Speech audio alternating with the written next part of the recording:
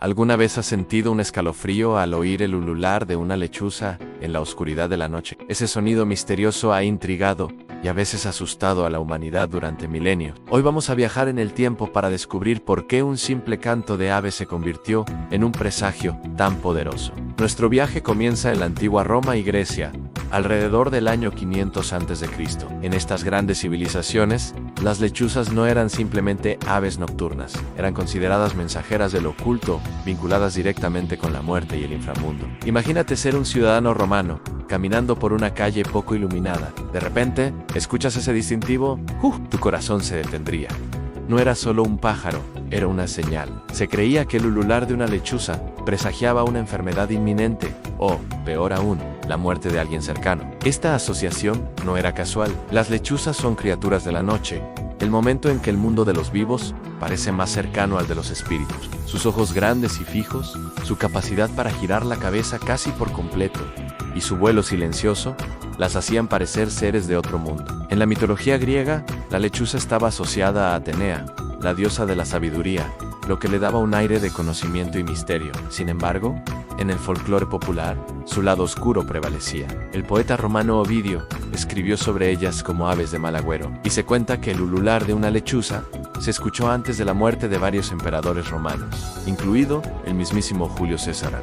Esta creencia se arraigó tanto que la gente llegaba a realizar rituales para purificar sus hogares si una lechuza se posaba en su techo. Con la caída del Imperio Romano, esta superstición no desapareció. Al contrario, se extendió y se transformó a medida que viajaba por Europa. Durante la Edad Media, una época dominada por el miedo a lo desconocido y a la brujería, la reputación de la lechuza empeoró aún más. Se convirtieron en compañeras de brujas y demonios. Se creía que las brujas podían transformarse en lechuzas para volar por la noche y asistir a sus aquelarres sin ser detectada. Su llamado nocturno era interpretado como una convocatoria para las fuerzas del mal o un anuncio de que una bruja andaba cerca, lista para lanzar una maldición. La iglesia también contribuyó a esta imagen, asociando a las criaturas nocturnas con la oscuridad y el pecado, en contraste con la luz del día que representaba a Dios. Así, el pobre pájaro pasó de ser un simple presagio de muerte a un símbolo activo del mal. Pero la historia no es la misma en todo el mundo. Mientras en Europa se las temía, en muchas culturas nativas americanas, las lechuzas eran vistas con un profundo respeto. Para algunas tribus, eran protectoras de los conocimientos sagrados y se asociaban con la sabiduría y la previsión. No eran un presagio de muerte física, sino de transformación. Oír una lechuza podría significar que un gran cambio estaba por llegar a tu vida, una especie de muerte simbólica de tu antiguo yo para dar paso a una nueva etapa. Para otras tribus, sí eran mensajeras del mundo de los espíritus, pero no necesariamente con una connotación negativa. Se las veía como guardianas que conectaban el mundo físico y el espiritual, y su ulular era un recordatorio de que no estamos solos. Esta visión dual nos muestra cómo una misma criatura puede inspirar tanto miedo como reverencia, dependiendo del cristal cultural con que se mire. Hoy en día, la ciencia nos ha dado una explicación mucho más sencilla. Las lechuzas ululan para comunicarse, marcan su territorio, buscan pareja o advierten a sus polluelos de un peligro. Su actividad nocturna se debe a que son cazadoras increíblemente eficientes en la oscuridad, gracias a su visión y oído agudizados. A pesar de todo este conocimiento, el eco de las antiguas creencias aún resuena. El ulular de una lechuza en una noche silenciosa todavía puede provocarnos un escalofrío. Es un recordatorio fascinante de cómo nuestros antepasados intentaban dar sentido a un mundo lleno de misterios, proyectando sus miedos y esperanzas en las criaturas de la noche. Así que la próxima vez que oigas ese sonido en la oscuridad, recuerda su increíble historia. No es un presagio de muerte ni una llamada de brujas, sino el lenguaje de una de las criaturas más fascinantes de la naturaleza. Un sonido que ha viajado a través de los siglos cargado de mitos y leyendas. Gracias por acompañarme en este viaje a través del tiempo y las culturas. Si te ha gustado, no olvides darle a like, suscribirte y activar la campanita para no perderte nuestras próximas historias. Hasta la próxima. ¿Alguna vez te han regañado en una fiesta por brindar con un vaso de agua? A mí me ha pasado un montón de veces y siempre me quedaba con la duda. ¿De dónde viene esta idea de que da mala suerte? Bueno, pues hoy he decidido investigar a fondo y la historia que he encontrado es fascinante. Prepárate porque vamos a viajar en el tiempo, hasta la antigua Grecia. Sí, como lo oyes. Esta superstición tiene más de 2000 años. Para los antiguos griegos, el mundo de los vivos y el de los muertos estaban profundamente conectados y tenían toda una serie de rituales y creencias sobre el más allá. Una de las más importantes tenía que ver con el agua. Imagina por un momento que estás en la antigua Grecia, alrededor del siglo I a.C. La gente creía que cuando una persona moría, su alma, su psique, emprendía un viaje hacia el inframundo. El reino gobernado por el dios Hades Anés, de viaje no era sencillo. El alma tenía que cruzar varios ríos, y cada uno tenía un significado especial. Pero había uno que era particularmente temido y respetado, el río Letio. Letio, en griego, significa olvido, y no era un olvido cualquiera. Se creía que las almas de los muertos, antes de reencarnarse en una nueva vida, o simplemente para dejar atrás su existencia terrenal, debían beber de las aguas del río Leteo. Al hacerlo, olvidaban por completo su vida pasada, sus alegrías, sus penas, sus amores, sus recuerdos. Todo era un borrón y cuenta nueva, pero de una manera bastante tétrica, ¿no te parece? El agua de este río era por tanto el símbolo del olvido eterno, el paso final hacia la nada o hacia una nueva existencia sin memoria.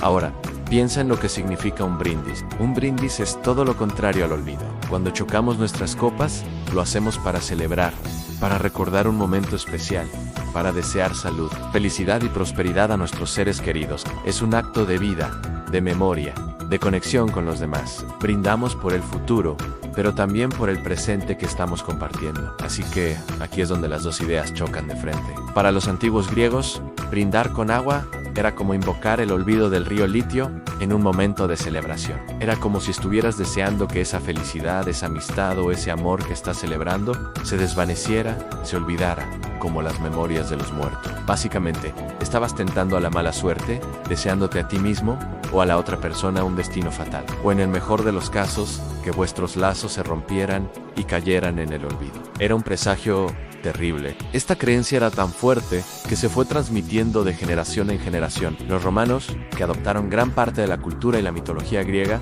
también mantuvieron esta superstición. Y con la expansión del Imperio Romano, la idea se extendió por toda Europa. Con el paso de los siglos, la conexión directa con el río Litio se fue perdiendo. Pero la idea central de que brindar con agua trae mala suerte se mantuvo intacta. La gente ya no pensaba en Hades ni en el inframundo, pero sentían que no estaba bien, que era un mal augurio. Es curioso cómo una creencia tan antigua ha podido sobrevivir hasta nuestros días, ¿verdad? Hoy en día, la mayoría de nosotros no creemos en el río del olvido, pero la costumbre perdura. Quizás es por tradición, por si acaso, o simplemente porque nos han dicho tantas veces, con agua no se brinda, que ya lo hemos interiorizado. Además, hay otras explicaciones más modernas que se han sumado. Por ejemplo, en la Edad Media y en épocas posteriores, el vino y la cerveza eran bebidas mucho más seguras que el agua, que a menudo estaba contaminada y podía causar enfermedades. Brindar con vino no solo era un acto de celebración, sino también una forma de demostrar estatus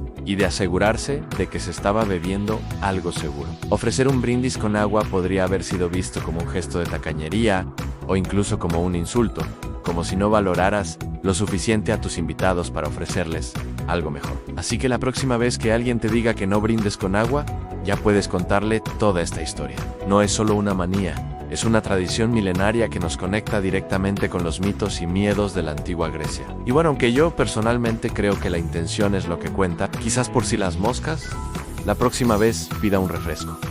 Espero que te haya gustado este viaje al pasado. Si conoces alguna otra superstición curiosa, déjamela en los comentarios. Me encantará leerla. No olvides darle a like, suscribirte y activar la campanita para no perderte más historias fascinantes como esta. Nos vemos en el próximo video. Salud, con vino, por supuesto. ¿Alguna vez se te ha caído el salero en la mesa y alguien, quizás tu abuela, te ha dicho que eso es de mala suerte? A mí me ha pasado un montón de veces, pero ¿de dónde viene esta idea tan rara? ¿Por qué un simple condimento tiene el poder de arruinarnos el día? Hoy vamos a viajar en el tiempo para descubrir el origen de una de las supersticiones más famosas del mundo. Prepárate porque la historia es fascinante. Para empezar, tenemos que entender que la sal no siempre fue ese producto barato que compramos en el supermercado. Hace miles de años, la sal era increíblemente valiosa. Imagínate, en la antigua Roma y en Mesopotamia, alrededor del año 200 a.C., La sal era tan preciada que se usaba como moneda. De hecho, la palabra salario viene del latín salarium, que era el pago que recibían los soldados romanos, en parte con sal. Era esencial para conservar los alimentos, especialmente la carne y el pescado, en una época sin refrigeradores. Así que tener sal era tener seguridad, era poder comer durante el invierno. Con esto en mente, ya podemos empezar a entender por qué derramarla era un problema. Si la sal valía tanto como el oro, tirarla, aunque fuera por accidente, era un desperdicio enorme. Era como si hoy se te cayeran billetes al fuego. No solo era una pérdida económica, sino que se veía como un acto de descuido y falta de respeto hacia un recurso vital. Era en mal presagio, una señal de que la fortuna te estaba abandonando o de que algo malo iba a ocurrir en tu hogar. Derramar sal significaba que podrías pasar hambre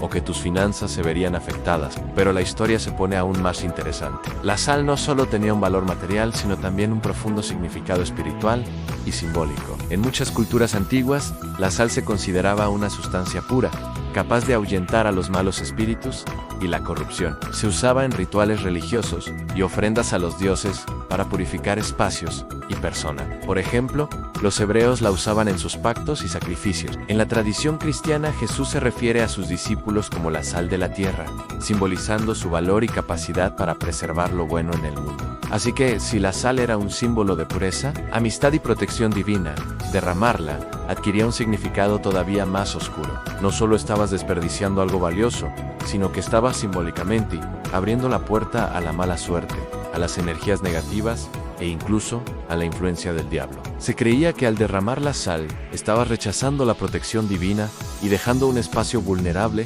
para que el mal entrara en tu vida. Esta idea se reforzó con una de las obras de arte más famosas de la historia, La Última Cena de Leonardo da Vinci. Si te fijas bien en la pintura, verás que justo delante de Judas Iscariote, el apóstol que traicionó a Jesús, hay un salero volcado. Los historiadores del arte debaten si Leonardo lo pintó a propósito para simbolizar la traición inminente o si simplemente fue una coincidencia. Pero esta imagen ayudó a cimentar en la cultura popular la conexión entre derramar sal y la desgracia o la traición. La gente veía la pintura y pensaba, claro, Judas derramó la sal y luego traicionó a Jesús. Es un mal presagio. Ahora, ¿qué pasa con el remedio? Seguro has escuchado que para contrarrestar la mala suerte, tienes que coger un pellizco de la sal derramada y lanzarla por encima de tu hombro izquierdo.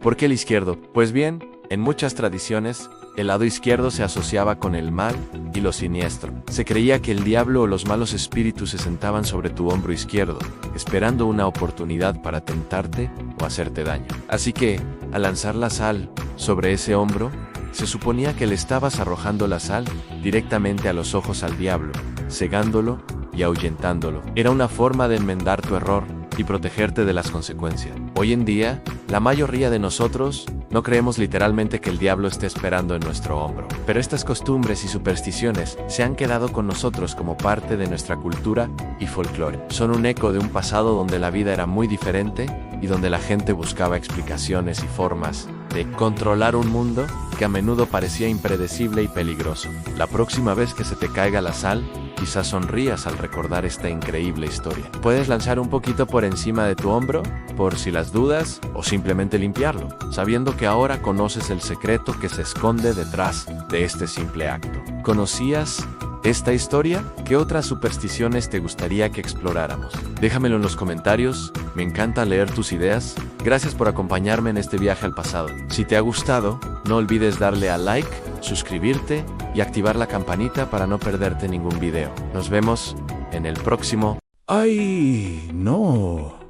Acabas de romper un espejo. ¿Sientes ese escalofrío que te recorre la espalda? Esa vocecita que te dice: prepárate para 7 años de mala suerte. Tranquilo, no eres el único. Esta es una de las supersticiones más famosas y antiguas del mundo.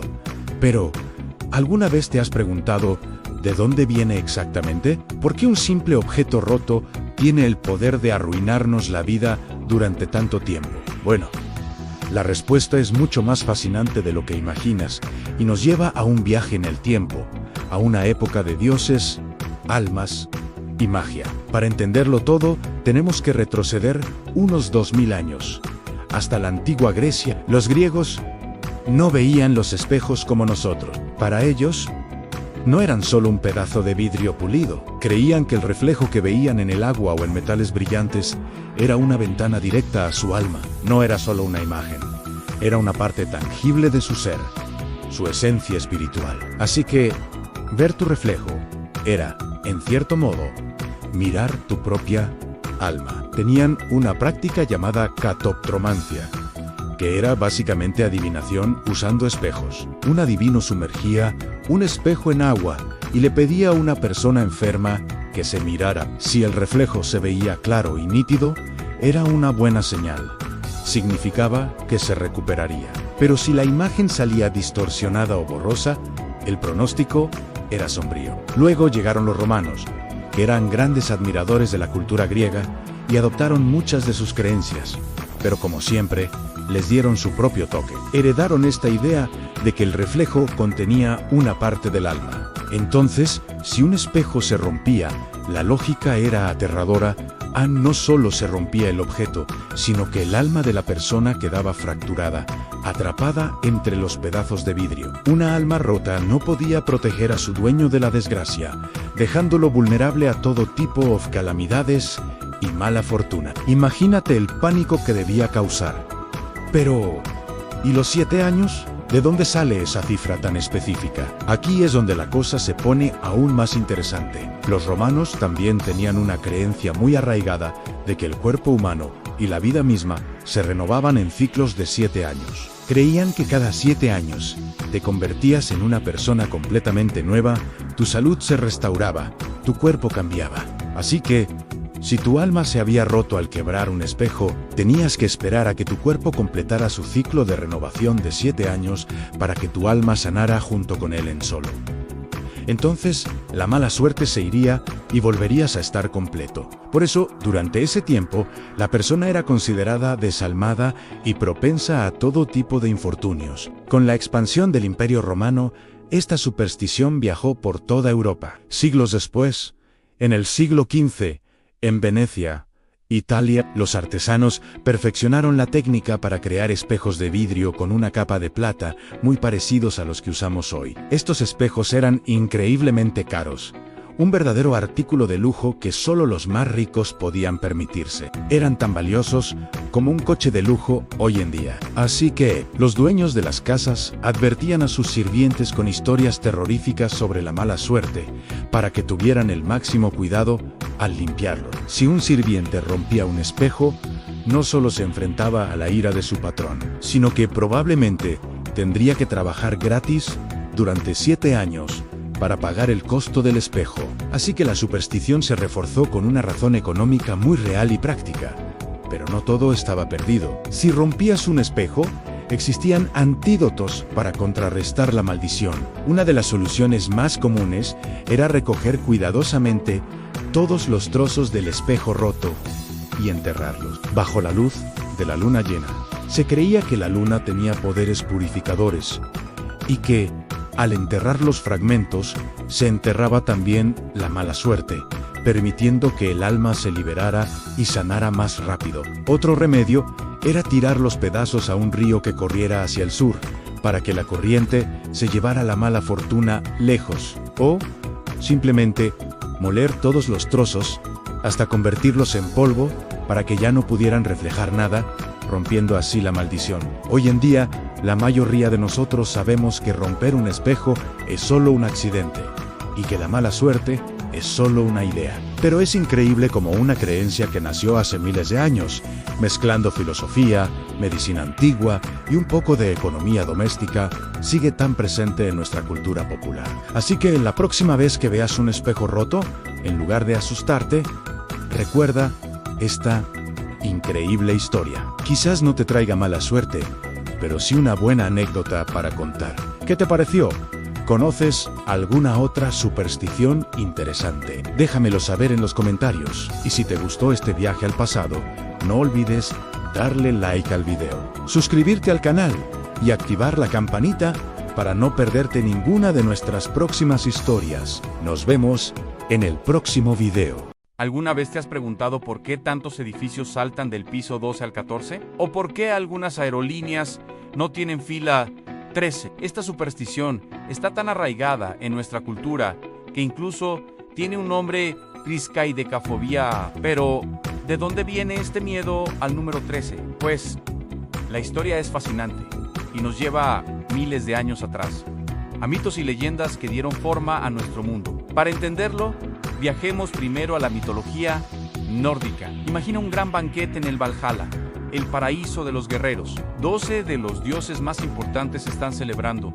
Todo es alegría y camaradería. De repente aparece un invitado no deseado, el 13º en llegar a Loki, el dios del engaño y el caos. Su llegada interrumpe la fiesta y desencadena una tragedia. Loki engaña a Hodor, el dios ciego, para que dispare una flecha de muérdago a su hermano Balder, el dios de la luz y la pureza. Balder muere instantáneamente y su muerte sume al mundo en la oscuridad y el luto. Así, en la mitología nórdica, el número 13 quedó asociado para siempre con la traición, el caos y la muerte de un ser amado. El 13º invitado fue el que arruinó la fiesta perfecta. Ahora, avancemos unos siglos y viajemos al mundo de la tradición cristiana. La historia es sorprendentemente similar. Piensa en la última cena.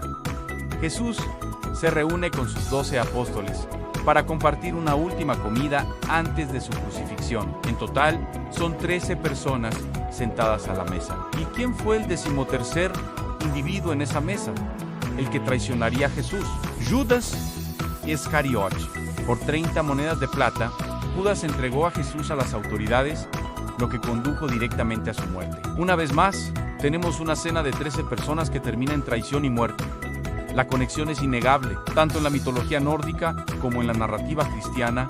El 13º invitado es el traidor, el que trae la desgracia. Pero la historia no termina ahí. La combinación del número 13 con un día específico de la semana lo hizo aún más temido el viernes. En la Edad Media, el viernes era considerado un día de mala suerte por varias razones. Se creía que fue el día en que Eva le dio la manzana a Adán, el día que comenzó el gran diluvio y, por supuesto, el día de la crucifixión de Jesús.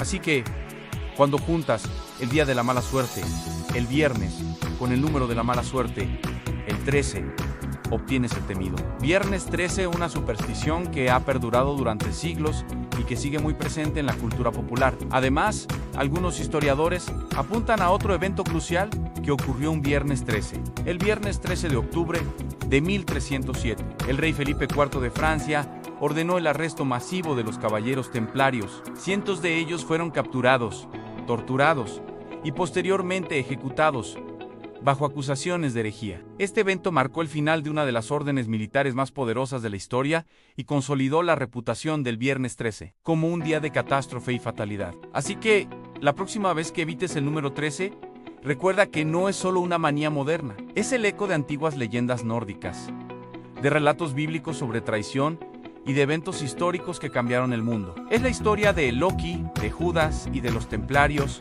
todo condensado en un simple número. Fascinante, ¿verdad? Si te gustó descubrir el origen de esta superstición, dale a me gusta y suscríbete para más historias increíbles detrás de las cosas que damos por sentadas. Nos vemos en el próximo video. Hola a todos y bienvenidos de nuevo al canal. Hoy vamos a desentrañar una de las supersticiones más famosas y que seguramente muchos de ustedes han evitado alguna vez: caminar por debajo de una escalera. ¿Les suena familiar? Vas por la calle, ves una escalera apoyada contra la pared y casi por instinto la rodeas. ¿Por qué hacemos esto? ¿De dónde viene la idea de que es de mala suerte? Pues, como muchas otras creencias, la respuesta nos lleva a un fascinante viaje en el tiempo. Para entender el origen de esta superstición, tenemos que retroceder casi 1000 años, hasta la Edad Media en Europa, específicamente alrededor del siglo XI. En esa época, el cristianismo tenía una influencia inmensa en todos los aspectos de la vida cotidiana, desde las leyes y la política, hasta las creencias populares y las costumbres sociales. Los símbolos religiosos no solo estaban en las iglesias, sino que la gente los veía por todas partes. Y uno de los más importantes era el triángulo. Para el cristianismo, el número 3 es sagrado, ya que representa a la Santísima Trinidad, el Padre, el Hijo y el Espíritu Santo. Esta doctrina es uno de los pilares de la fe, y aquí es donde entra nuestra escalera. Imaginen una escalera apoyada en una pared. ¿Qué figura geométrica forma con el suelo? Exacto, un triángulo. Este triángulo formado por la escalera, la pared y el suelo se convirtió en un símbolo de la Trinidad. Era visto como un espacio sagrado, una representación terrenal de esa unidad divina. Entonces, ¿qué pasaba si alguien cruzaba ese triángulo? Se consideraba una falta de respeto gravísimo, casi una profanación. Al atravesar ese espacio sagrado, se creía que la persona estaba rompiendo la unidad de la Trinidad, desafiando a Dios y abriéndose a la influencia del mal. Básicamente, era como declarar que no respetabas uno de los conceptos más sagrados de la religión. Y en una sociedad donde la fe lo era todo, un acto así no se tomaba a la ligera. Se pensaba que al cometer tal sacrilegio, uno estaba invitando a la mala suerte, a la desgracia y, peor aún, atrayendo al mismísimo diablo. Pero la historia no termina ahí. Esta creencia se reforzó con el paso del tiempo por otras asociaciones. Por ejemplo, en la Inglaterra de los siglos XVII y XVIII, las escaleras estaban directamente relacionadas con la horca. Los criminales condenados a muerte tenían que pasar por debajo de la escalera para subir al cadalso. Esta conexión con la muerte y la ejecución añadió una capa aún más siniestra a la superstición. Caminar por debajo de una escalera no solo era un acto de blasfemia, sino que también te asociaba simbólicamente con los criminales y su terrible destino. Nadie quería tentar a la suerte de esa manera. Otra explicación, mucho más práctica y menos mística, tiene que ver con la seguridad. Seamos sinceros, caminar debajo de una escalera nunca ha sido la idea más brillante. En la Edad Media, las herramientas no eran tan seguras como ahora. Un martillo, un clavo o incluso la propia persona que estaba trabajando en la escalera podían caerse en cualquier momento. Así que evitar pasar por debajo era simplemente una medida de precaución y sentido común para no terminar con un chichón en la cabeza o algo peor. Esta razón práctica probablemente coexistió con la creencia religiosa, reforzándola. La gente que se lastimaba al pasar por debajo de una escalera era la prueba viviente de que, efectivamente, traía mala suerte. Con el tiempo, la explicación religiosa original comenzó a desvanecerse para la mayoría de la gente, pero el hábito y la sensación de inquietud permanecieron. Hoy en día, la mayoría de nosotros no pensamos en la Santísima Trinidad cuando rodeamos una escalera en la acera. Lo hacemos por costumbre, porque es de mala suerte, una idea que nos han transmitido de generación en generación. O, siendo pragmáticos, porque no queremos que nos caiga un bote de pintura encima. Es increíble cómo una creencia que nació hace casi un milenio a partir de un simbolismo religioso sigue presente en nuestro comportamiento diario. Aunque ya no recordemos su significado original, es un claro ejemplo de cómo las supersticiones son como fósiles culturales que nos conectan con el pasado de una manera muy curiosa. Así que la próxima vez que veas una escalera y decidas rodearla, ya sabrás que estás participando en un ritual con siglos de historia. Una mezcla de fe medieval, orcas inglesas y simple sentido común. ¿Qué les pareció?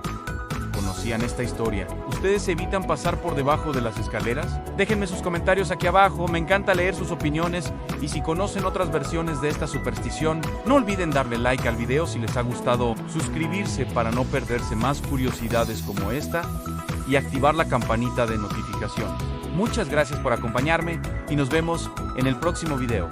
¿Alguna vez tu abuela o tu mamá te regañaron por abrir y cerrar las tijeras sin cortar nada?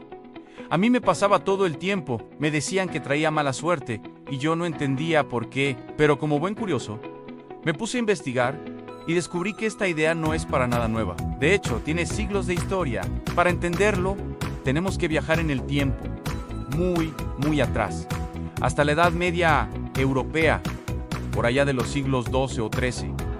En esa época, la vida era muy diferente. La gente vivía rodeada de misterios y creencias muy arraigadas. Las supersticiones no eran solo cuentos de viejas, eran una forma de entender y tratar de controlar un mundo que a menudo parecía caótico y peligroso. Y en este escenario, las herramientas de uso diario, como las tijeras, adquirían un significado mucho más profundo. Las tijeras, con sus dos hojas afiladas que se unen para cortar, eran vistas como un objeto con un poder dual. Por un lado, eran increíblemente útiles.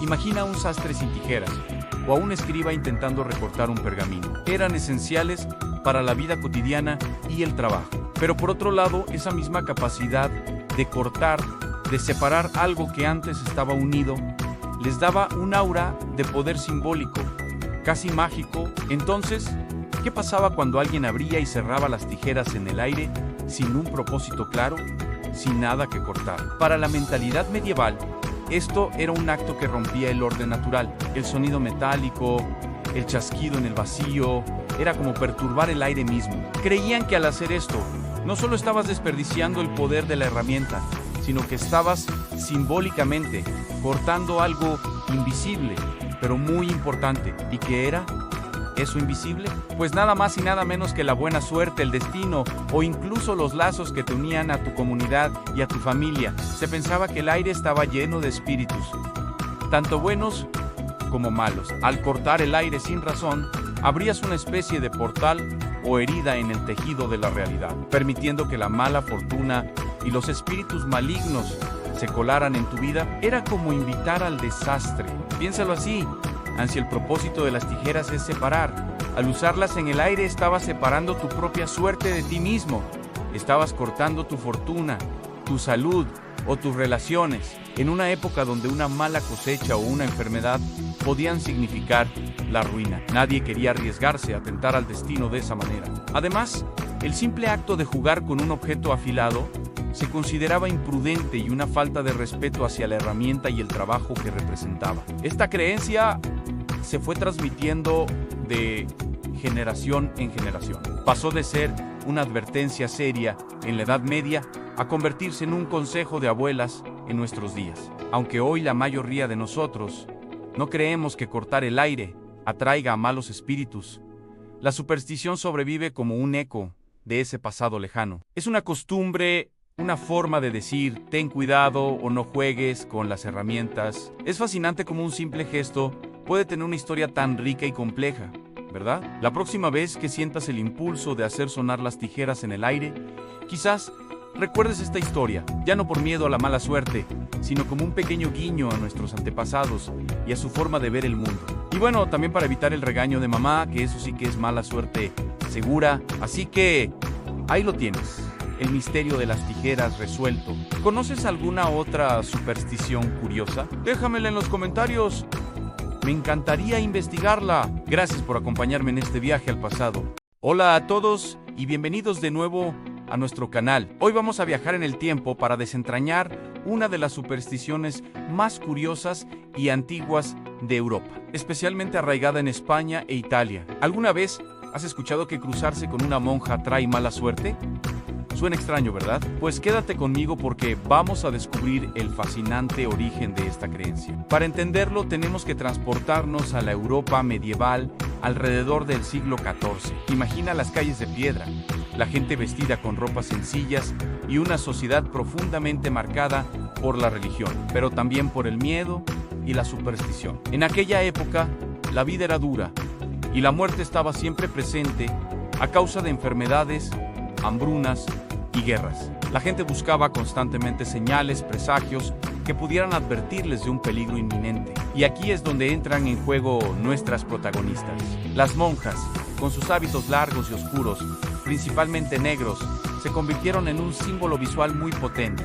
El color negro, en la cultura occidental, ha estado asociado durante siglos con el luto, el dolor y la muerte. Cuando alguien fallecía, la familia vestía de negro. Por lo tanto, ver a una figura completamente cubierta de negro caminando por la calle era, para la mente supersticiosa de la época, casi como ver a la muerte personificada. Era un recordatorio visual directo de la mortalidad y la pena. Pero la cosa no acaba ahí. Las monjas, al haber renunciado al mundo secular, a la maternidad y a la vida en pareja, para dedicarse por completo a Dios, representaban también la ausencia de vida nueva, la esterilidad y el final de un linaje. En una sociedad donde tener descendencia era crucial para la supervivencia de la familia y la transmisión de las tierras.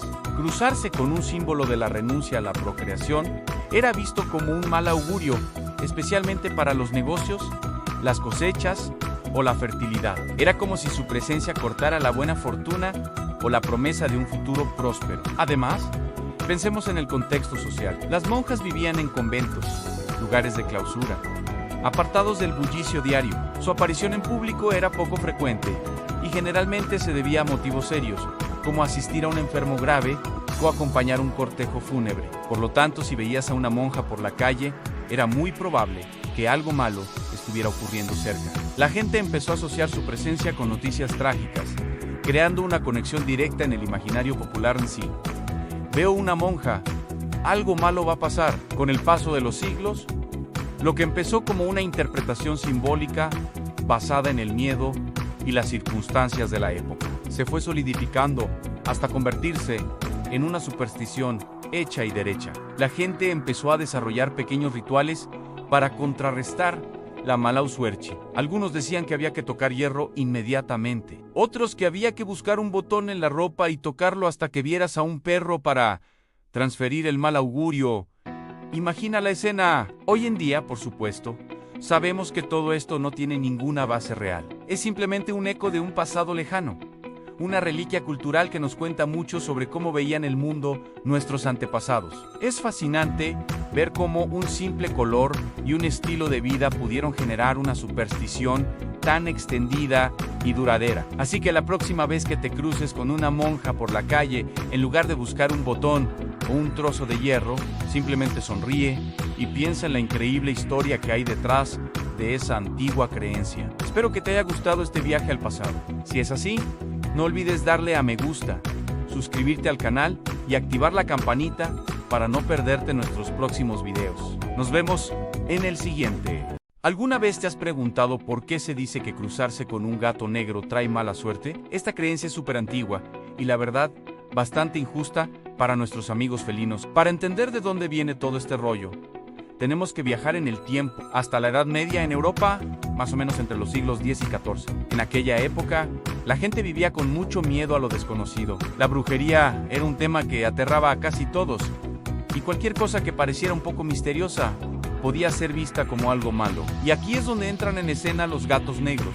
Verás, los gatos, en general, son animales nocturnos, sigilosos y con unos ojos que brillan en la oscuridad. Para la gente de la Edad Media, estas características ya los hacían un poco sospechosos. Pero si además el gato era completamente negro, el color de la noche y de lo oculto, la cosa se ponía peor. Empezaron a asociarlos directamente con las brujas. La idea que se popularizó fue que las brujas podían transformarse en gatos negros para moverse por la noche sin ser descubiertas y así poder hacer sus hechizos y maldades. Algunos incluso creían que los gatos negros no eran solo disfraces, sino que eran familiares, es decir, demonios o espíritus malignos que ayudaban a las brujas en sus rituales. Así que, si te cruzabas con un gato negro, la gente pensaba que una bruja andaba cerca, o que incluso el mismísimo diablo te estaba observando. Esta asociación con el mal y la brujería se extendió como la pólvora. Un documento muy famoso de la época, la bula papal Vox in Rama del Papa Gregorio IX en el siglo XIII, llegó a declarar a los gatos negros como una encarnación de Satanás. Imagínate. Esto provocó una persecución masiva y muy triste de estos animales. La gente los cazaba y eliminaba, creyendo que así estaban luchando contra el mal. Lo irónico de todo esto es que, al reducir tanto la población de gatos, lo que realmente consiguieron fue que aumentara la población de ratas. Y las ratas, como sabemos, fueron las principales portadoras de la pulga que transmitió la peste negra, una de las pandemias más devastadoras de la historia de la humanidad. Así que, en un giro bastante trágico, deshacerse de los portadores de mala suerte en realidad trajo una desgracia mucho mayor. Con el tiempo, aunque la caza de brujas disminuyó, la superstición del gato negro ya se había quedado grabada en la cultura popular. La idea se transmitió de generación en generación y cruzó el océano hasta llegar a América con los primeros colonos europeos, que también traían consigo sus miedos y creencias. Hoy en día, la mayoría de nosotros sabemos que esto es solo una vieja leyenda. Los gatos negros son simplemente gatos con un pelaje de un color precioso. No tienen nada que ver con la brujería ni con la mala suerte. De hecho, en otras culturas, como en el antiguo Egipto o en Gran Bretaña y Japón, los gatos negros son considerados símbolos de buena suerte y prosperidad. ¿Qué diferencia? La próxima vez que veas un gato negro, en lugar de pensar en mala suerte, piensa en toda esta historia tan curiosa que tienen detrás. Son animales increíbles que, por desgracia, todavía sufren las consecuencias de estas antiguas creencias. En los refugios, los gatos negros suelen ser los últimos en ser adoptados, así que rompamos con el mito. Dale una caricia a ese gatito negro que te encuentres. Admira su elegancia y recuerda que la única magia que tienen es la de ser unos compañeros maravillosos. La mala suerte no está en el color de su pelo, sino en las viejas supersticiones que a veces nos impiden ver la realidad. Gracias por acompañarme en este viaje al pasado. Si te gustó el video y quieres descubrir el origen de más mitos y leyendas, no olvides darle al like, suscribirte al canal y activar la campanita para no perderte nada. Nos vemos en el próximo video. Hola a todos y bienvenidos a nuestro canal. Hoy vamos a explorar una superstición que seguro muchos conocen, pero pocos saben de dónde viene. ¿Alguna vez alguien te ha dicho que matar una mariquita atrae mala suerte? A mí me lo decían desde niño y siempre me pregunté por qué un insecto tan pequeño podía tener tanto poder sobre nuestro destino. Bueno, hoy vamos a desvelar ese misterio. La historia nos lleva a la Europa medieval, alrededor del siglo XV o XVI.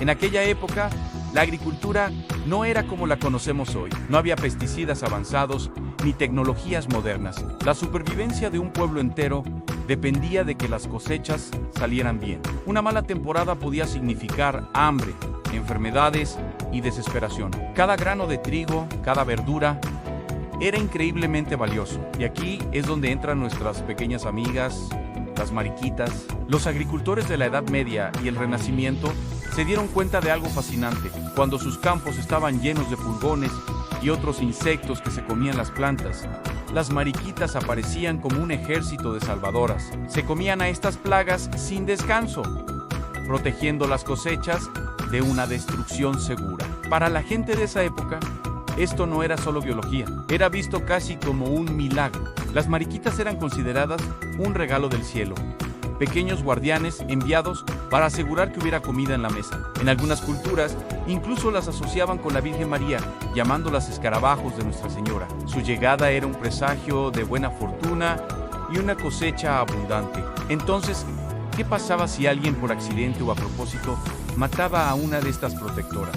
La lógica de la superstición es bastante directa. Si las mariquitas eran las guardianas de tus alimentos, eliminarlas era como darle la espalda a la buena suerte y a la protección divina. La gente creía que matar una mariquita traería todo tipo de desgracia. Se decía que si aplastabas una, tu próxima cosecha se arruinaría. Otros creían que te traería 9 días de mala suerte, o que el mal tiempo destruiría tus campos. Estas creencias no nacieron de la nada. Tenían una base muy práctica. Matar a los depredadores naturales de las plagas era, literalmente, una mala idea para la agricultura. La superstición era una forma de enseñar una lección ecológica muy importante. Respeta a los animales que te ayudan a sobrevivir. Es increíble cómo una observación tan simple de la naturaleza pudo evolucionar hasta convertirse en una superstición que ha perdurado por más de 500 años. Hoy en día, la mayoría de nosotros no somos agricultores, pero la idea de que matar a una mariquita es de mala suerte sigue viva. Es una especie de respeto heredado, un eco de aquellos tiempos en los que un pequeño insecto rojo con puntos negros marcaba la diferencia entre la abundancia y la hambruna. La próxima vez que una mariquita se pose en tu mano, en lugar de asustarte o espantarla, tómate un segundo para pensar en esta increíble historia. Estás viendo a un símbolo viviente de buena fortuna y protección que ha viajado a través de los siglos. Es un recordatorio de cómo nuestros antepasados vivían en armonía con la naturaleza y encontraban significado en las criaturas más pequeñas. Así que, ya lo sabes. La creencia de que matar una mariquita trae mala suerte no es solo un cuento de viejas, es el legado de una época en la que estos pequeños insectos eran verdaderos héroes del campo, salvando cosechas y asegurando la supervivencia de comunidades enteras.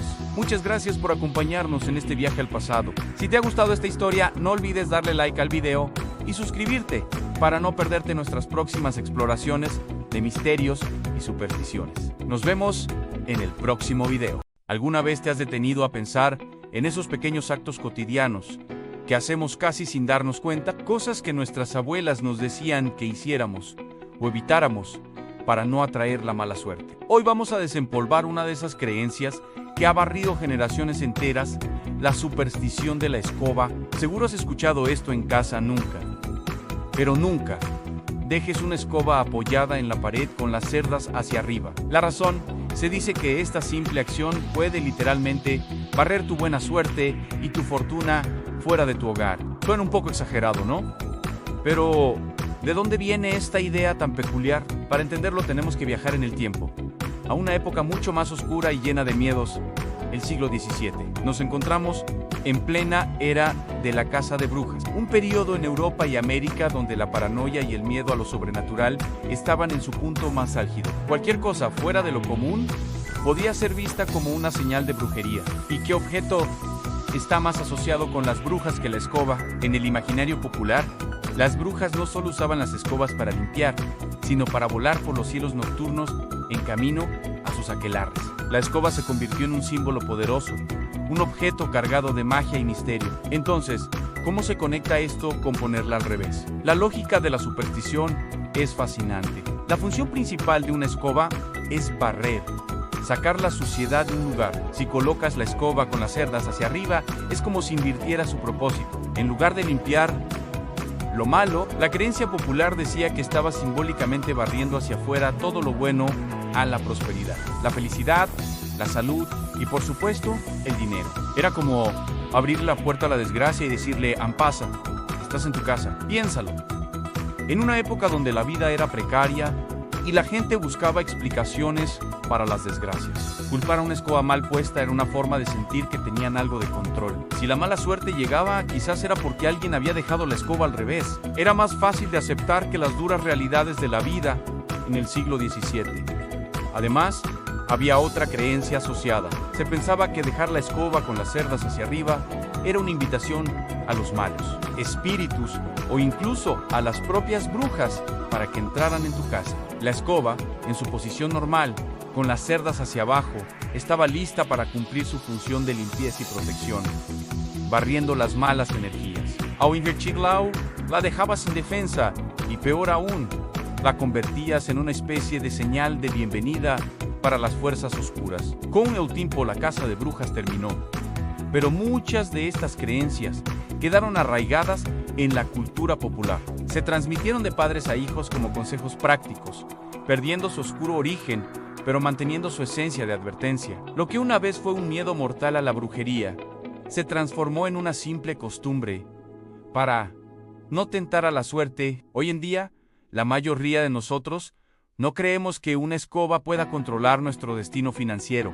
Sin embargo, ¿cuántos de nosotros, al ver una escoba con las cerdas hacia arriba, no sentimos un pequeño impulso de darle la vuelta? Es el poder de la tradición, un eco de nuestros antepasados susurrándonos al oído a través de los siglos. Y no es la única superstición sobre escobas. ¿Sabías que se dice que no debes barrer de noche porque puedes barrer a un amigo o a la fortuna fuera de tu vida? ¿O que si barres los pies de alguien, esa persona nunca se casará? Las escobas, objetos tan humildes, están cargadas de historias y significados. Así que la próxima vez que termines de barrer y vayas a guardar la escoba, quizás recuerdes esta historia. Tal vez, solo por si acaso, te asegures de que las cerdas apunten hacia abajo. No porque realmente creas que tu cuenta bancaria depende de ello, sino como un guiño a esas viejas historias que forman parte de lo que somos. Kechi, parece que conocías esta superstición. ¿Tienes alguna otra costumbre familiar para atraer la buena suerte o evitar la mala? Déjamelo saber en los comentarios. Me encanta leer sus historias y tradiciones. Y si te ha gustado este viaje al pasado, no olvides darle a me gusta, suscribirte al canal y activar la campanita para no perderte nuestro próximo video.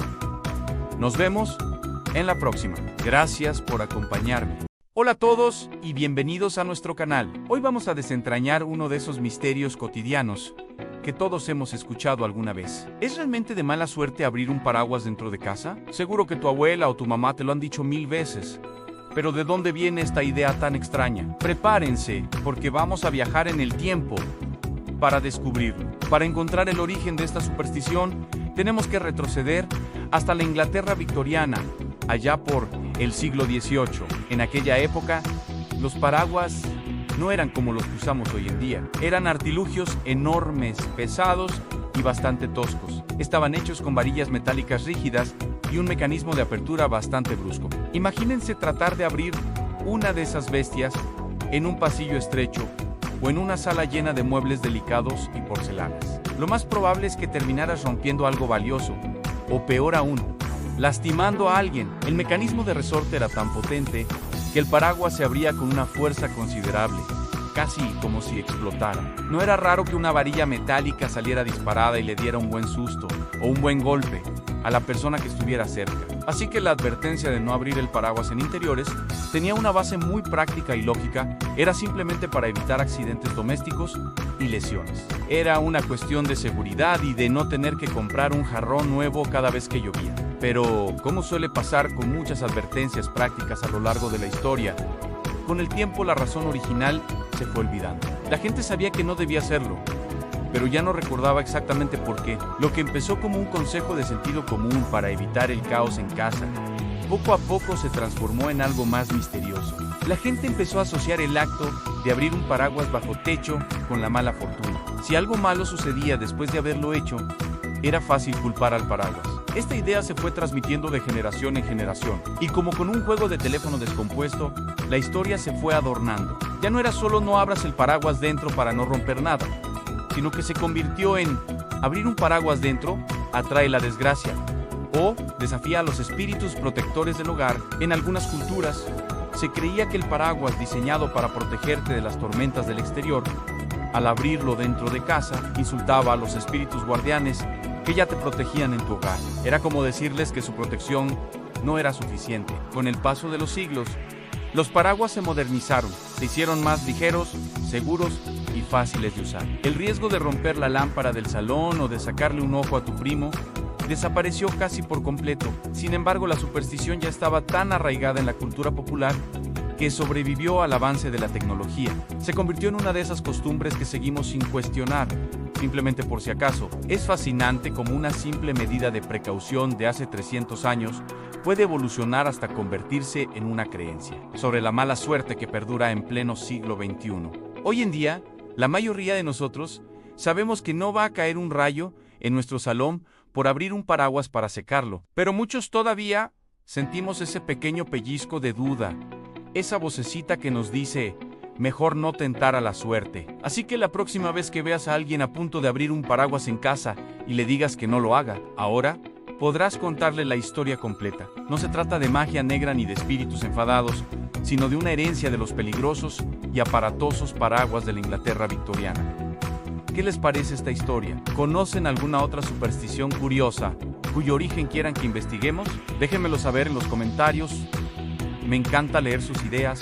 Y si les ha gustado este viaje al pasado, no olviden darle a me gusta, compartir el video y, por supuesto, suscribirse al canal para no perderse ninguna de nuestras futuras curiosidades. Nos vemos en el próximo video. Gracias por acompañarnos. Hola a todos y bienvenidos de nuevo a nuestro canal. Hoy vamos a explorar una de esas supersticiones que quizás hayas escuchado de tu abuela o de algún familiar, a la idea de que nunca, pero nunca, debes poner un sombrero o un bolso sobre la cama. ¿Es solo una manía de la abuela?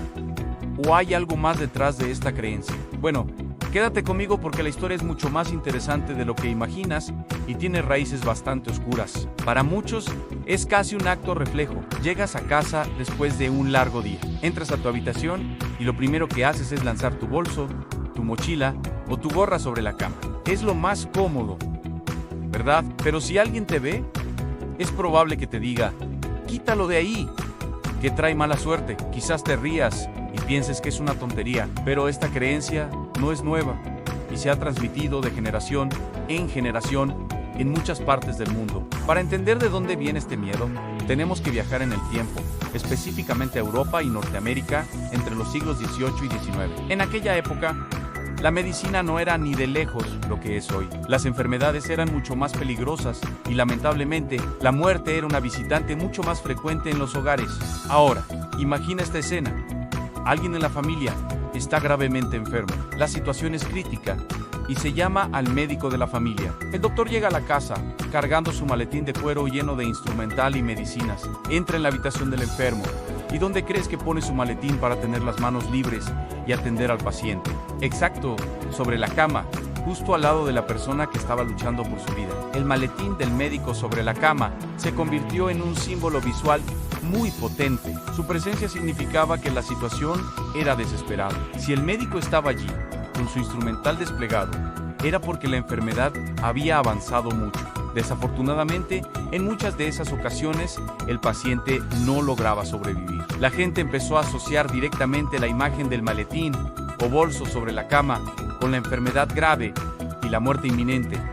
Pero no era solo el médico.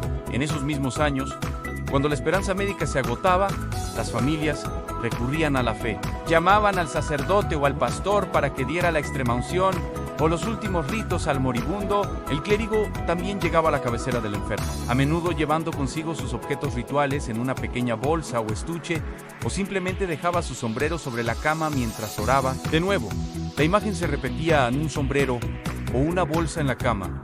Era la antesala de la despedida final. Se convirtió en un presagio, una señal visual de que la muerte estaba rondando la casa. No era el objeto en sí el que traía la mala suerte, sino que su presencia estaba indisolublemente ligada a los momentos más tristes y solemnes de la vida familiar. La cama, un lugar de descanso y vida, se transformaba temporalmente en un lecho de muerte. Y ese bolso o sombrero era el testigo silencioso. Con el tiempo, esta asociación tan fuerte se convirtió en una superstición arraigada. La gente empezó a creer que invitar a ese símbolo a la cama, incluso sin que hubiera un enfermo, era como llamar a la desgracia. Poner tu propio bolso o sombrero en la cama era simbólicamente recrear esa escena de enfermedad y muerte. Era como tentar al destino, invitar a la mala fortuna, la enfermedad o incluso algo peor a tu propio espacio sagrado de descanso. Y así, lo que comenzó como una asociación lógica basada en experiencias trágicas, se transformó en una regla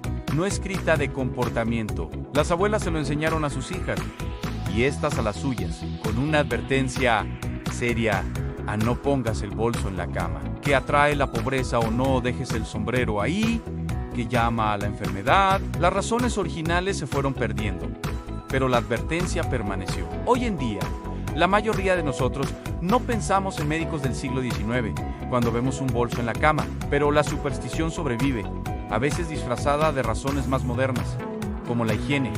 Y tiene sentido, ¿no? Piensa en todos los lugares donde ha estado tu bolso en el suelo del transporte público, la barra de un bar, el carrito del supermercado. Ponerlo en tu cama es básicamente invitar a un montón de gérmenes a tu lugar de descanso. Así que, aunque ya no temamos a los presagios de muerte, quizás nuestras abuelas tenían razón por motivos que ni ellas mismas recordaban. La próxima vez que llegues a casa y estés a punto de lanzar tu bolso sobre las sábanas limpias, quizás recuerdes esta historia. Ya sea por superstición, por respeto a la tradición o simplemente por pura higiene, puede que decidas buscarle otro sitio. ¿Conocías el origen de esta creencia? ¿En tu familia también te lo decían? Cuéntamelo en los comentarios, me encanta leer sus historias. Gracias por acompañarme en este viaje al pasado. Si te ha gustado el video, no olvides darle a me gusta, suscribirte y activar la campanita para no perderte nuestras próximas historias. Nos vemos pronto. Hola a todos y bienvenidos a un nuevo video. Hoy vamos a viajar en el tiempo, específicamente a la Francia medieval, para desentrañar un misterio que quizás te ha tocado vivir en alguna cena.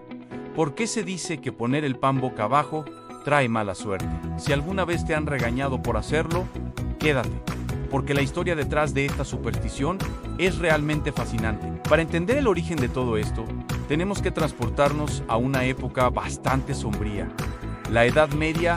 En aquellos tiempos, las ejecuciones públicas eran, lamentablemente, un espectáculo común. Y en este escenario, existía una figura que todos temían y despreciaban en el verdugo. Los verdugos eran considerados parias, personas impuras, con las que nadie quería tener contacto. Vivían aislados de la sociedad, y su oficio era tan repudiado que a menudo tenían dificultades hasta para comprar comida. Imagina la escena: el verdugo, después de un día de trabajo, va a la panadería a buscar su pan.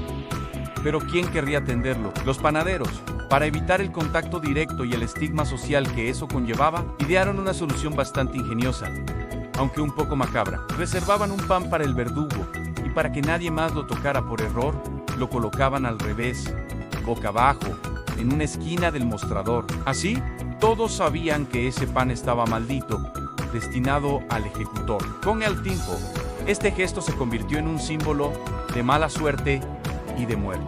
Poner el pan boca abajo en tu propia mesa era como invitar simbólicamente al verdugo a tu casa, como atraer esa energía de muerte y desgracia. Era un recordatorio constante de la figura más temida de la sociedad. Nadie quería asociarse con esa energía negativa. La simple imagen del pan invertido era un mal presagio, un augurio de que algo terrible podría suceder. Esta creencia se arraigó tan profundamente en la cultura francesa que ha sobrevivido durante siglos, aunque hoy en día, afortunadamente, ya no tenemos verdugos deambulando por las calles. La costumbre persiste. Para muchas familias francesas, especialmente las más tradicionales, colocar la baguette boca abajo en la mesa sigue siendo un gesto de mal gusto, una falta de respeto y, por supuesto, un imán para la mala suerte. Es increíble cómo un acto tan simple como la forma en que colocamos el pan puede tener un trasfondo histórico tan denso y oscuro, ¿verdad? La próxima vez que compres una baguette crujiente, recuerda esta historia. No es solo un trozo de masa horneada, es un pedazo de historia, cargado de simbolismo y antiguas creencias. Al colocarlo correctamente, con la parte redondeada hacia arriba, no solo estás evitando la mala suerte, sino que también estás, de alguna manera, honrando una tradición centenaria. Y aunque muchos hoy en día lo consideren solo una vieja superstición sin sentido, es un ejemplo perfecto de cómo las prácticas y miedos del pasado siguen influyendo en nuestro comportamiento actual, incluso en las cosas más cotidianas. Es la magia de la historia, que se cuela en nuestra cocina y en nuestra mesa. Así que, ya lo sabes, la próxima vez que veas a alguien poner el pan al revés, podrás contarle esta increíble historia sobre verdugos, panaderos y el miedo a la muerte en la Francia medieval. ¿Conocías esta superstición? ¿Hay alguna similar en tu país? Déjamelo saber en los comentarios, me encantará leerlos. Gracias por acompañarme en este viaje al pasado. Si te ha gustado el video, no olvides darle a me gusta, suscribirte al canal y activar la campanita para no perderte ninguna de nuestras futuras historias. Nos vemos en el próximo video. ¡Hasta pronto! Hola a todos y bienvenidos de nuevo al canal. Hoy vamos a explorar una superstición que seguro muchos han escuchado, pero pocos conocen su oscuro y fascinante origen. ¿Alguna vez te han dicho que es de mala suerte encender 3 cigarrillos con la misma cerilla? Bueno, quédate conmigo porque la historia detrás de esta creencia es mucho más intensa de lo que imaginas. Para entenderlo, tenemos que viajar en el tiempo, concretamente a los campos de batalla de la Primera Guerra Mundial. Allá por 1914, imagina la escena, estás en una trinchera, en plena noche, rodeado de la tensión y el peligro constante. El silencio es frágil y cualquier ruido o luz puede ser una sentencia de muerte. En este ambiente, los soldados desarrollaron una superstición muy práctica, nacida del instinto de supervivencia. Decían que encender 3 cigarrillos con una sola cerilla traía una desgracia terrible, no por una maldición mágica, sino por una lógica militar muy cruda. Piensa en el proceso. Cuando un soldado encendía la cerilla para el primer cigarrillo, la luz repentina en la oscuridad alertaba a un francotirador enemigo. El francotirador, al ver esa pequeña llama, levantaba su rifle. Para cuando el soldado pasaba la cerilla al segundo compañero, el francotirador ya estaba apuntando. Y al llegar al tercer cigarrillo, la cerilla seguía encendida, dándole al enemigo el tiempo justo y necesario para apretar el gatillo. Así, la superstición se resumía en una secuencia mortal con el primer cigarrillo. El enemigo te ve. Con el segundo, apunta. Con el tercero, dispara. El tercer soldado que recibía la llama era, supuestamente, el que corría el mayor peligro de recibir un disparo. Por eso, esta regla no escrita se convirtió en una cuestión de vida o muerte en las trincheras. No era magia. Era pura estrategia de supervivencia. Lo curioso es cómo esta creencia militar se filtró a la vida civil. Después de la guerra, los soldados que regresaron a casa trajeron consigo no solo las cicatrices físicas y emocionales del conflicto, sino también sus costumbres y supersticiones. La gente, por respeto o por costumbre, adoptó esta práctica sin saber necesariamente su origen letal. Con el tiempo, la historia se fue diluyendo y solo quedó la idea de que da mala suerte. Algunos incluso llegaron a teorizar que esta superstición fue promovida por fabricantes de cerillas para aumentar sus ventas. Por ejemplo, Iver Kreuger, conocido como el rey de las cerillas, fue una figura muy poderosa en la industria y se rumoreaba que pudo haber fomentado este mito para que la gente usara más cerillas. Aunque no hay pruebas concretas de esto, añade una capa más de misterio a la historia. Pero la explicación más aceptada y documentada es, sin duda, la de la Primera Guerra Mundial. Es un recordatorio fascinante de cómo las circunstancias extremas pueden crear tradiciones que perduran durante generaciones, incluso cuando su propósito original ha desaparecido por completo. Así que la próxima vez que veas a alguien a punto de encender un tercer cigarrillo con la misma cerilla, ahora conoces la historia completa. No se trata de fantasmas ni de mala fortuna cósmica, sino de un eco de las trincheras. Una lección aprendida en el campo de batalla sobre cómo una pequeña llama en la oscuridad podía significar la diferencia entre la vida y la muerte. Es increíble cómo una simple costumbre puede tener raíces tan profundas y dramáticas, ¿verdad? ¿Conocías esta historia? ¿O sabes de alguna otra superstición con un origen sorprendente? Déjamelo saber en los comentarios. Me encanta leer sus historias. Gracias por acompañarme en este viaje al pasado. Si te ha gustado el video, no olvides darle a me gusta, suscribirte al canal y activar la campanita para no perderte ninguna de nuestras próximas exploraciones. Nos vemos en el siguiente video. Oye, ¿alguna vez has caminado por la calle y de repente te encuentras haciendo una especie de baile extraño para evitar pisar las grietas de la acera? Seguro que sí, a todos nos ha pasado. Pero, ¿te has preguntado de dónde viene esa extraña costumbre? ¿Por qué sentimos ese pequeño escalofrío si nuestro pie toca una de esas líneas? Pues, prepárate, porque hoy vamos a viajar en el tiempo para desentrañar el misterio de una de las supersticiones más comunes y curiosas del mundo. Todo comenzó hace mucho tiempo, en el siglo XIX. En esa época, las aceras no eran como las de ahora, lisas y perfectas. Estaban hechas de adoquines o losas de piedra, y las grietas entre ellas eran mucho más grandes y peligrosas. Era fácil tropezar, torcerse un tobillo o incluso caerse, especialmente para los niños que jugaban sin parar en las calles. Así que los padres, en un intento por proteger a sus hijos, empezaron a inventar historias y advertencias. Cuidado con las grietas, decían, convirtiendo un simple consejo de seguridad en el inicio de una leyenda. Pero la cosa se puso más interesante a finales del siglo XIX y principios del XX, especialmente en Estados Unidos y Reino Unido. Aquí es donde entra en juego el poder de las rimas infantiles. Seguro que has oído alguna versión de esto. Step on a crack, break your mother's back. En español sería algo como, Ansi pizzas la raya, a tu madre le das la mala pata. ¡Qué cosa más terrible! Esta rima se hizo súper popular en los patios de recreo. Los niños la cantaban, la repetían y, por supuesto, se la tomaban muy en serio. Nadie quería ser el responsable de que a su mamá le pasara algo malo, ¿verdad? La rima era tan pegadiza y la imagen tan potente que la superstición se extendió como la pólvora. Ya no se trataba solo de no tropezar. Ahora, pisar una grieta se había convertido en un acto que podía traer mala suerte, no solo a ti, sino a tu propia familia. La idea de causar daño a un ser querido, aunque fuera de forma mágica o simbólica, era suficiente para que niños y adultos por igual empezaran a evitar las grietas a toda costa. Se convirtió en un juego, un ritual, una costumbre arraigada en el subconsciente colectivo. Lo más fascinante es cómo esta superstición evolucionó con el tiempo.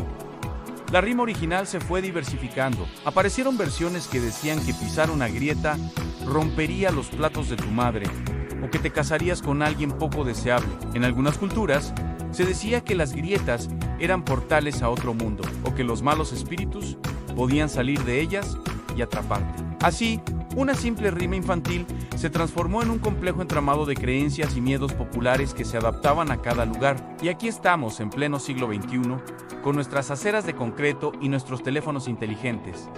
Y aún así, muchos de nosotros seguimos jugando a este juego. Lo hacemos casi sin pensar. Vemos una grieta y ¡hop!, damos un saltito o un paso más largo. Tal vez ya no creemos que le romperemos la espalda a nuestra madre. Pero hay algo en esa costumbre que nos reconforta, que nos conecta con nuestra infancia y con generaciones pasadas. Es un pequeño ritual que nos recuerda que, a veces, la lógica no lo es todo, que un poco de magia y misterio hace la vida más interesante. La próxima vez que te encuentres esquivando las grietas en la acera, sonríe. No estás loco, simplemente estás participando en una tradición centenaria. un juego que ha pasado de padres a hijos durante más de un siglo. Es un pequeño homenaje a esas viejas rimas infantiles y a la increíble capacidad que tenemos los humanos para crear historias y dar significado a las cosas más simples. Así que ahí lo tienes, el sorprendente origen de por qué evitamos pisar las grietas. ¿Conocías esta historia? ¿Tienes alguna otra superstición curiosa que sigues practicando? Déjamelo en los comentarios, me encantaría leer.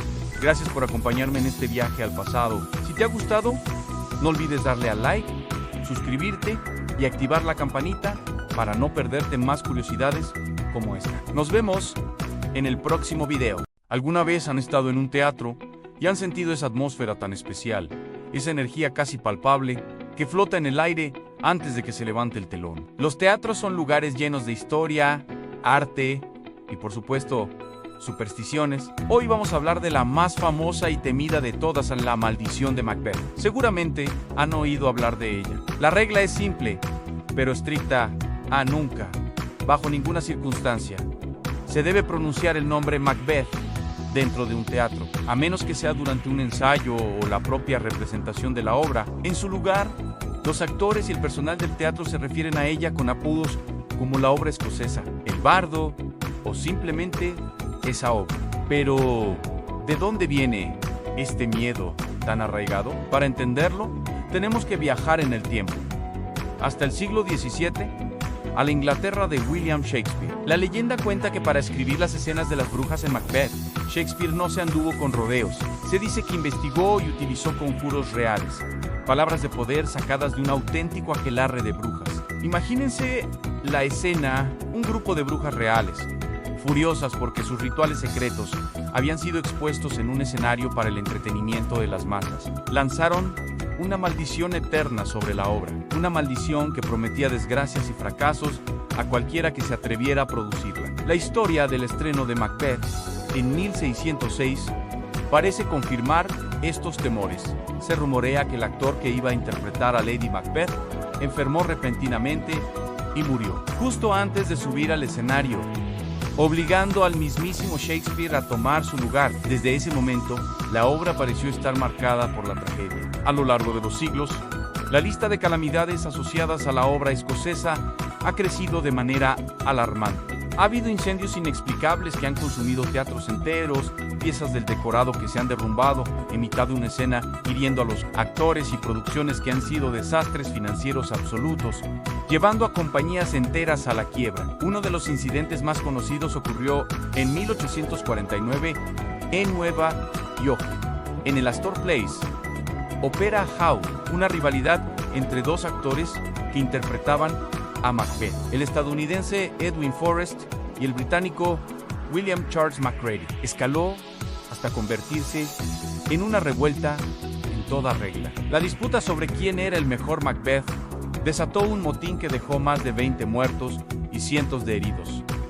¿Coincidencia? Los supersticiosos dirían que no. Incluso en tiempos más modernos, la maldición parece seguir activa. En 1937, el legendario Laurence Olivier protagonizaba una producción en el Old Vic de Londres. Durante una de las escenas de lucha, una espada real se rompió y un fragmento salió volando, rozando al público y aterrizando a centímetros del actor. Por si fuera poco, el director y su pareja sufrieron un accidente de coche de camino al teatro, y el dueño del teatro murió de un ataque al corazón durante el ensayo general. Pero, ¿qué pasa si alguien rompe la regla y dice la palabra prohibida por accidente? No teman. Existe un ritual para contrarrestar la maldición. La persona que cometió el error debe salir inmediatamente del teatro, girar sobre sí misma 3 veces, escupir por encima de su hombro izquierdo, soltar una palabrota y luego pedir permiso para volver a entrar. Un poco dramático, ¿verdad? Pero en el mundo del teatro, más vale prevenir que lamentar. Entonces, ¿es la maldición de Macbeth real o simplemente una acumulación de coincidencias y sugestión a lo largo de 400 años? El teatro es un lugar inherentemente arriesgado. Hay espadas, trampillas, pesados decorados colgando sobre las cabezas de los actores. Los accidentes, tristemente, pueden ocurrir. Y como Macbeth es una de las obras más producidas de la historia, estadísticamente es más probable que ocurran desgracias durante sus representaciones. Sin embargo, la creencia en la maldición persiste con una fuerza increíble. Es parte del folclore, del misticismo que rodea al arte escénico. Es una tradición que conecta a los actores de hoy con los de hace siglos. Un respeto compartido por el poder de las palabras y la magia del teatro. La próxima vez que vayan a ver una obra, recuerden esta historia. Fíjense en los pequeños rituales, en las palabras que se evitan, y apreciarán aún más la increíble dedicación y pasión que hay detrás de cada telón. Y por si acaso, si les preguntan qué obra van a ver, y resulta ser la de Shakespeare sobre el rey escocés, quizás sea mejor responder voy a ver la obra escocesa. Gracias por acompañarme en este viaje al corazón de las supersticiones teatrales.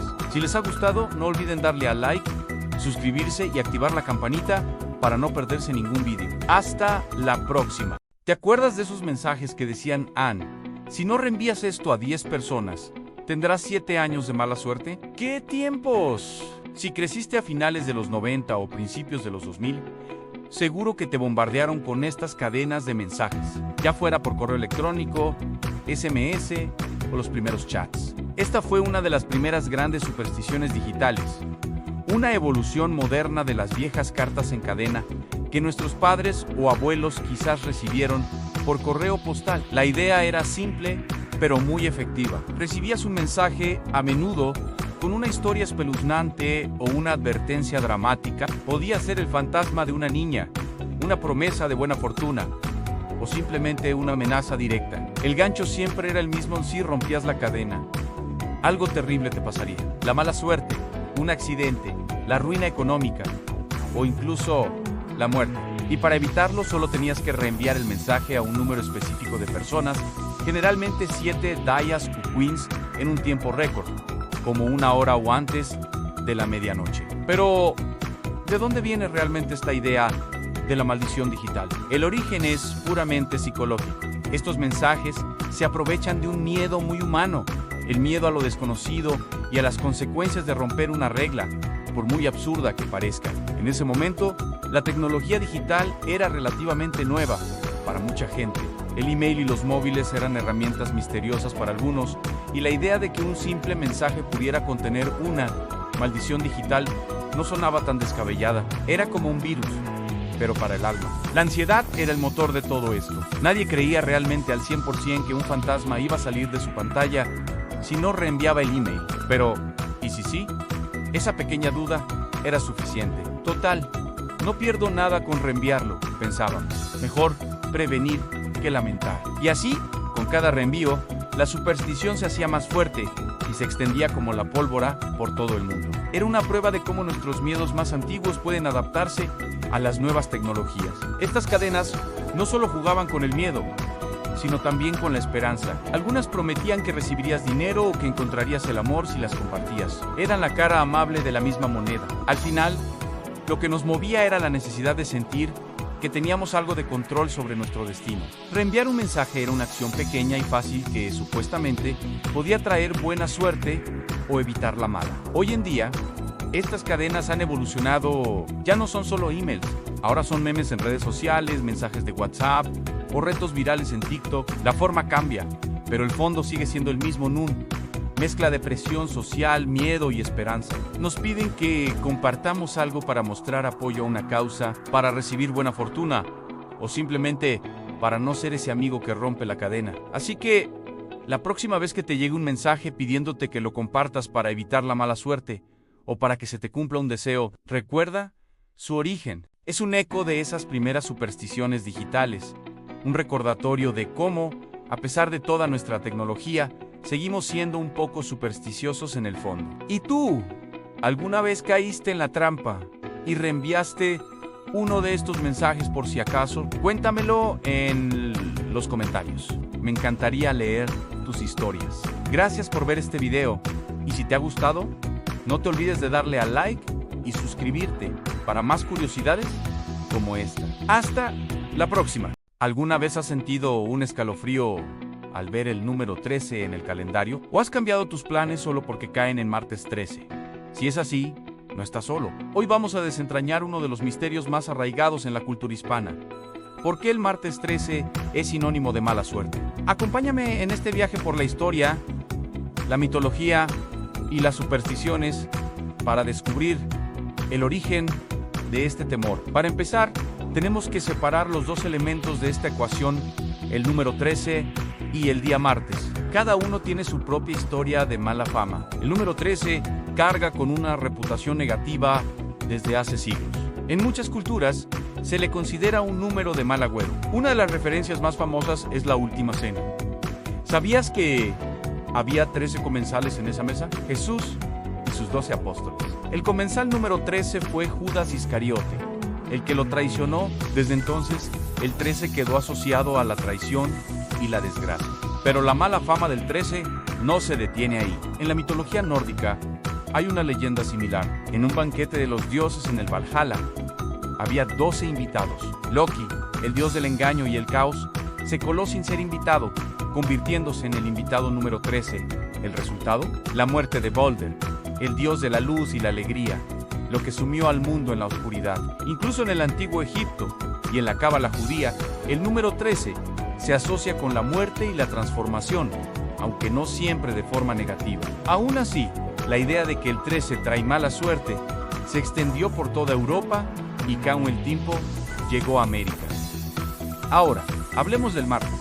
¿Qué tiene de malo este día de la semana? Para entenderlo, tenemos que viajar a la antigua Roma. El nombre martes viene de Marte, el dios romano de la guerra, la violencia y la destrucción. Un dios asociado con la sangre, el conflicto y la agresividad. Por lo tanto, el martes se consideraba un día propenso a los desastres, las disputas y los comienzos desafortunados. Hay un viejo refrán que resume perfectamente esta creencia en el martes: ni te cases, ni te embarques, ni de tu casa te apartes.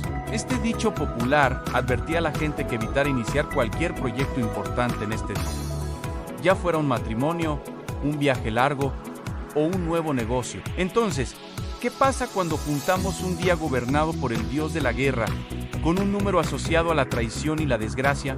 ¡Boom! ¡Boom! ¡Boom! Tenemos la receta perfecta para la superstición A. El martes 13 Yan es la combinación de dos presagios negativos que se refuerzan mutuamente. Esta superstición está especialmente arraigada en España y en la mayor parte de Latinoamérica. Curiosamente, en los países anglosajones, como Estados Unidos o el Reino Unido, el día de la mala suerte es el viernes 13. ¿Por qué la diferencia? La asociación del viernes con la mala suerte en esa cultura también tiene raíces cristianas, ya que se cree que Jesús fue crucificado un viernes. Pero en el mundo hispano, la influencia del dios Marte es mucho más fuerte. Incluso hay un evento histórico que pudo haber sellado la mala fama del martes 13A2. Se dice que la caída de Constantinopla, un evento que marcó el fin del Imperio Romano de Oriente, ocurrió un martes 13 de mayo de 1453. Aunque algunos historiadores debaten la fecha exacta, la leyenda popular consolidó la idea de que ese día estaba maldito. Hoy en día, aunque muchos de nosotros no creemos literalmente en estas supersticiones, el martes 13 sigue formando parte de nuestro folclore. La gente bromea sobre ello, comparte memes en redes sociales y, por si acaso, algunos evitan tomar decisiones importantes. Es una tradición cultural que ha sobrevivido al paso de los siglos. Un recordatorio fascinante de cómo las antiguas creencias pueden seguir influyendo en nuestro mundo moderno. Así que la próxima vez que un martes 13 aparezca en tu calendario, ya sabes toda la historia que hay detrás. No es solo un número y un día, es una mezcla de mitología, historia y psicología humana.